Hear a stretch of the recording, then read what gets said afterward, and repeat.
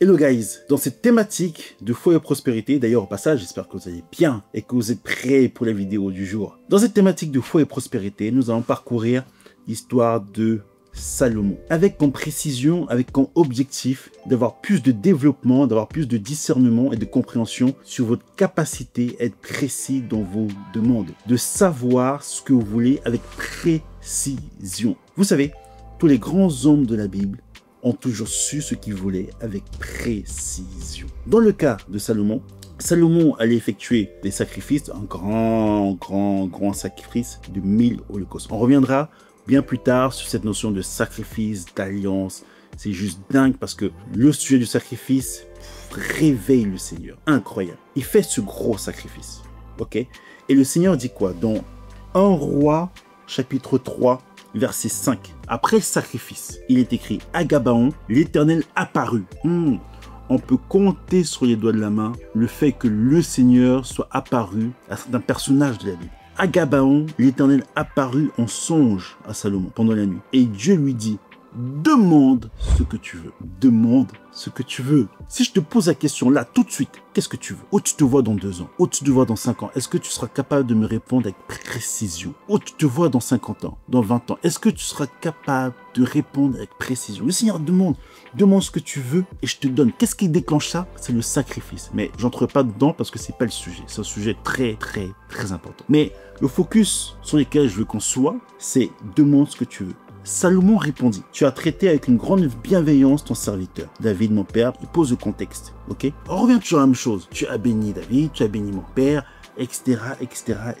Maintenant, éternel mon Dieu, tu as fait régner ton serviteur, donc il parle de lui, à la place de David, mon père. Et moi, je ne suis qu'un jeune homme. Je n'ai point d'expérience. David est un grand roi. Souvent, on parle des héritiers, oui, mais les héritiers sont les fils de papa, des cœurs en argent. Les héritiers ont une très grande responsabilité, où ils doivent diriger, où ils doivent perpétuer. Salomon est un héritier. Il a conscience qu'il doit perpétuer. Et il a surtout été formé à côté de David.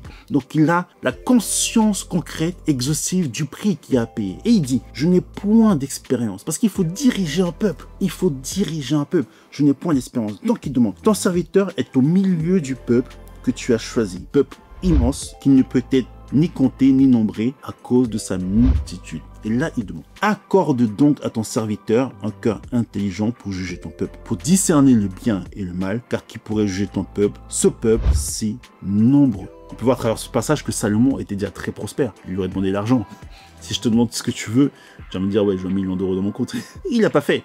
Pourquoi? Parce qu'il est déjà très riche. Et pour gérer cette richesse, pour gérer le pouvoir qu'il a, il demande la sagesse. Cette demande de Salomon plut au Seigneur. Et Dieu lui dit, puisque c'est là ce que tu demandes, puisque tu ne demandes pour toi une longue vie, pour toi des richesses, ni la mort de tes ennemis, voici, j'agirai selon ta parole. Le Seigneur a été capable de valider sa demande parce qu'en amont, il y avait une précision sur la demande. Il y avait une requête complète et précise. Rappelez-vous, Hébreux 11, la foi est une ferme assurance des choses qu'on espère. David, qu'est-ce qu'il espère ici? David espère plus de sagesse, pallier le manque d'expérience dû à sa jeunesse. Et parce que le Seigneur te démontre qu'il est un Dieu puissant, on revient toujours à la même chose. Il dit quoi? Je te donnerai un cœur sage et intelligent, de telle sorte qu'il n'y aura eu personne avant toi et qu'on ne verra jamais personne de semblable à toi. Il n'y a pas plus sage que Salomon. Il n'y a jamais eu plus sage et il n'y aura jamais plus sage que Salomon. Écoutez la démonstration. Je te donnerai en outre, en complément, en plus, ce que tu n'as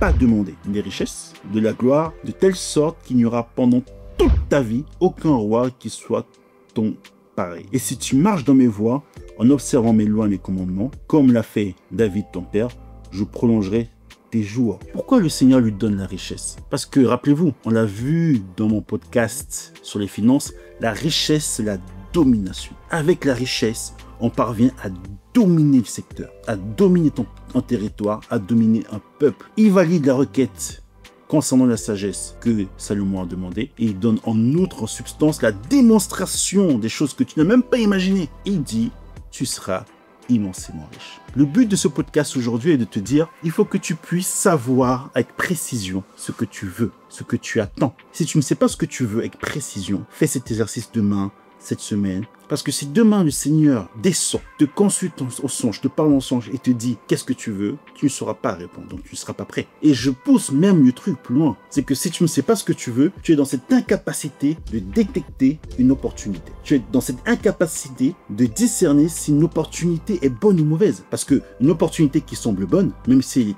hyper bonne sur le papier, elle peut te détourner de ta trajectoire, de ta mission, malgré le fait qu'elle soit bonne. Mais parce qu'elle ne sera pas dans la direction de ta mission, elle ne sera pas bonne pour toi. Mais cela souvent émane du fait que tu ne connaisses pas ce que tu veux. Mais pour activer ta foi, pour déclencher la foi qui est la base de tout, il faut que tu espères. Mais pour espérer, il faut savoir ce qu'on veut. On revient toujours à la même chose.